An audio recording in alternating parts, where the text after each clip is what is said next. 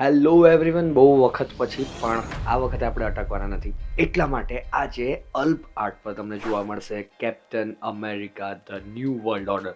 આપણે આજે વાત કરવાના છે કેપ્ટન અમેરિકાના ચોથા મૂવીની, જેની અંદર આપણને એન્થની મેગી એટલે કે આપણા ફેલ્કન એટલે જૂના ફેલ્કન નવા કેપ્ટન અમેરિકાના રૂપમાં જોવા મળે છે. તો એન્ડ ગેમ પછી જેને યાદ હોય એને એની માટે વાત છે, કારણ કે જે લોકો ફેન્સ છે એમને ખબર છે કે કોણ છે નવા કેપ્ટન અમેરિકા.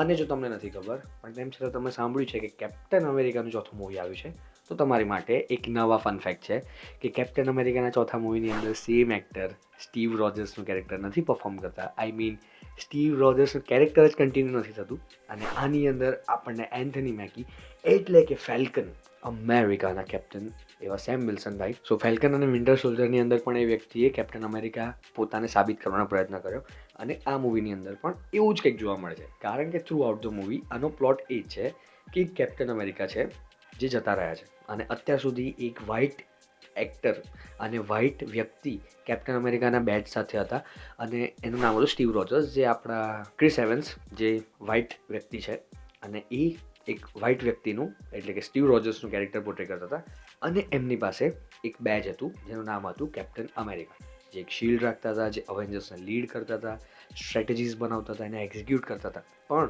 એન્ડ ગેમ્સની અંદર જ્યારે ટાઈમમાં પાછળ જવાનું એ કામ કરે છે, ઓકે સ્પોઇલર અલર્ટ, જે લોકોએ કેપ્ટન અમેરિકા માટે ના રિવ્યૂમાં આવ્યા છે પણ એન્ડ ગેમ નથી જોઈ એની માટે સ્પોઇલર અલર્ટ, કે જ્યારે ઇતિહાસમાં પાછા જાય છે ટાઈમ ટ્રાવેલ કરીને પેલા સ્ટોન્સ મૂકવા માટે, અને પાછા આવે છે ત્યારે એ ઘરડા થઈને આવે છે, કારણ કે જે 70 વર્ષ બરફમાં જામી ગયેલા એ 70 વર્ષ એ જીવવાનો વિચાર કરીને છેલ્લે સ્ટોરીને ખબર નહીં કઈ રીતે પણ તેઓ ત્યાં જાય છે, અને પછી પોતાનું મેટલ આગળ પાસ ઓન કરી દે છે સેમ વિલ્સનને એટલે કે એન્થની મેકીને એટલે કે ફેલ્કનને, અને એ વ્યક્તિ હવે નવા કેપ્ટન અમેરિકા બની ગયા છે.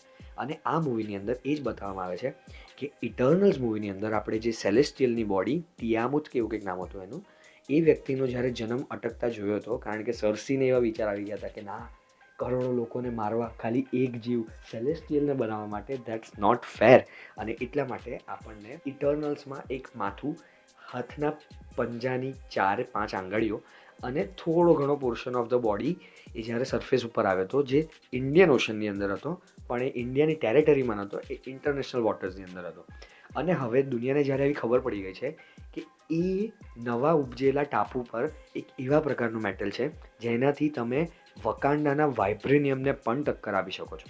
અને આ વસ્તુ હવે તમે વિચારો કે ગ્લોબલ પોલિટિક્સની અંદર જ્યારે એવા કોઈ ધાતુનો આવિષ્કાર દુનિયાની સામે આવે કે જે અત્યાર સુધીના સૌથી સ્ટ્રોંગેસ્ટ મેટલ કરતાં પણ સ્ટ્રોંગ છે, અને એનો ઉપયોગ તમે બીજા બહુ બધા સેક્ટરમાં કરી શકો છો. અને એની અંદર આપણા થંડરબર્ડ રોસની રોસ જે હોય છે, જેનું કેરેક્ટર અત્યાર સુધી બીજા કોઈ એક્ટર પ્લે કરતા હતા, જેનું નામ મને ટોટલી નથી યાદ, એટલે હું ગેસ કરવાનો પ્રયત્ન નહીં કરું, પણ ઇન્ડિયાના જોન્સના આપણા એક્ટર જેમનું નામ પણ મને નથી યાદ આવતું અત્યારે, એટલે એમનું નામ પણ નહીં બોલું. તો આ વ્યક્તિનું જે પહેલાં હતા એ ગુજરી ગયા, અને એ જ વસ્તુને આગળ આ લોકોએ આ વ્યક્તિ સાથે કન્ટિન્યુ કર્યું છે.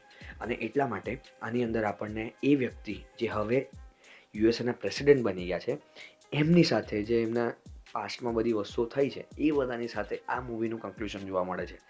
અને આ મૂવીની અંદર red Hulk, literally red Hulk, પણ એની અંદર આપણને રેડ હલ્ક જોવા મળે છે. અને આ બધી વસ્તુઓ સહેજ પણ સ્પોઇલર નથી, કારણ કે કાં તો જૂના મૂવીઝની વાત થઈ છે, કાં તો ટ્રેલર્સ, ટીઝર્સ અને પોસ્ટર્સની વાત થઈ છે, તો મેં કંઈ સ્પોઇલ નથી કર્યું. અને મૂવીની અંદર શું થાય છે, કેવી રીતે થાય છે, એ બધું હજી તમારા ઉપર જ છે.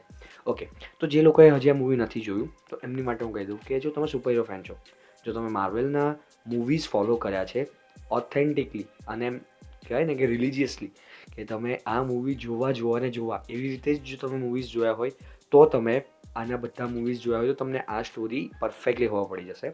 પણ જો તમે નથી જોયા પણ તેમ છતાં તમને કંઈક નવી વસ્તુ જોવી છે, તમને સુપર હીરો સ્ટફ ગમે છે, તો તમને આ વસ્તુ થોડી ઘણી ગમી શકશે. અને જો તમે રેડ હલ્કના ફેન છો તો પણ સેમ સિચ્યુએશન, કારણ કે થર્ડ એક્ટની અંદર જ રેડ હલ્કનું અપિયરન્સ છે, જે બહુ વધારે આપણે એક્સપેક્ટ કરતા હતા, પણ this is what we got. Okay, અને એટલા માટે પણ જો તમે એક સિનેમા લવર નથી અને બસ કેઝ્યુઅલી મૂવી જોવા માંગો છો, તો Captain America brave new world is not for you, કારણ કે તમને સ્ટોરી નહીં સમજાય, તમને એક્ટિંગના નામે એટલું બધું નહીં જોવા મળે જેટલું તમે બીજા મૂવીઝની અંદર. અત્યારે તો બહુ સારા ઓપ્શન્સ છે તમારી પાસે. તમે છાવા જઈને જોઈ શકો છો, તમે ઓનલાઈન ઘણા બધા મૂવીઝ ચેક કરી શકો છો. એની માટેના રેકમેન્ડેશન પણ હવે તમને દર અઠવાડિયે મળશે આપણા દ્વારા. તો yeah I am promoting myself as well. તો આ બધી વસ્તુ તમે ઘરે બેસીને કરી શકો છો. તો તમે આ મૂવી ના જોવા જાઓ તો પણ ચાલે એવું છે. પણ જો તમે કેપ્ટન અમેરિકાના ફેન છો, જો તમે માર્વલના ફેન છો, જો તમે સુપર હીરો જોનરના ફેન છો, then this movie is for you. Great sound but not so great story. અને ફરી એકવાર એક સારા વિલનને વેસ્ટ કરી દેવાયો માર્વલ દ્વારા. પણ તેમ છતાં we are the fans. This is what we got. Yeah this is the pretty much review of Captain America brave new world, જેની અંદર આપણને નવા કેપ્ટન અમેરિકા ફરી એકવાર સ્ટ્રગલ કરીને પાછા કેપ્ટન અમેરિકા બનતા દેખાય છે. અને મને વચ્ચે વચ્ચે એવું લાગ્યું કે ભાઈ તું કેપ્ટન અમેરિકા બનવા માટે કેટલો બધો ટ્રાય કરે છે. હા, તે સુપર સોલ્જર સિરમ નથી લીધી. હા, તારી પાસે એટલી સારી કન્વિન્સિંગ સ્કિલ્સ નથી. પણ તેમ છતાં તું બધાને જ્ઞાન આપવા બેસી જશે, બધાને લેક્ચર આપવા બેસી જશે. ઇટ જસ્ટ ફીલ લાઈક કે તારક મહેતાના જૂના વિડીયોઝ અને જૂના એપિસોડ્સ કેટલા ફની હતા અને અત્યારનામાં બસ થોડું વધારે પડતું જ્ઞાન છે. એવું જ આ મૂવીની અંદર પણ થોડું લાગ્યું કે ડાયલોગ આપવાની જગ્યાએ સ્પીચ આપવા માંડે છે માણસ. તો આ બધા ફ્લોઝની સાથે પણ as a super hero fan I enjoyed it. કારણ કે એટલી કેશ ગ્રેપ પણ નથી, સાવ બકવાસ પણ નથી, પણ એટલી સારી પણ નથી. અને કહેવાય ને Captain America is one of my favourite heroes. અને એ હીરોની આવી movie I was expecting better. But as I said this is what we got. તો મળીએ ફરી બીજી વિડીયોમાં. જો તમે મૂવી જોઈ હોય તો તમને કેવી લાગી કમેન્ટ્સમાં કહેજો. જો તમને સારી લાગી હોય, મારી એમ મને પણ સારી લાગી છે, એટલી બધી ખરાબ મૂવી નથી. પણ કહેવાય ને કે જે એક્સપેક્ટ કર્યું હતું એટલું સારું ના મળ્યું. અને બીજી કઈ મૂવીઝ તમે ઈચ્છો છો કે હું જોઈને રેકમેન્ડ કરું, કારણ કે હવે રેકમેન્ડેશન ચાલુ થઈ રહ્યા છે.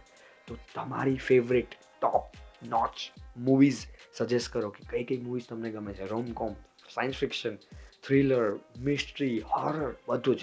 તો મૂવી સિરીઝની ભરમાર હવે થોડા સમયમાં આવી રહી છે. મળીએ ફરી બીજી વિડીયોમાં. ત્યાં સુધી keep watching, keep sharing, keep liking and don't forget two subscribe. Yeah.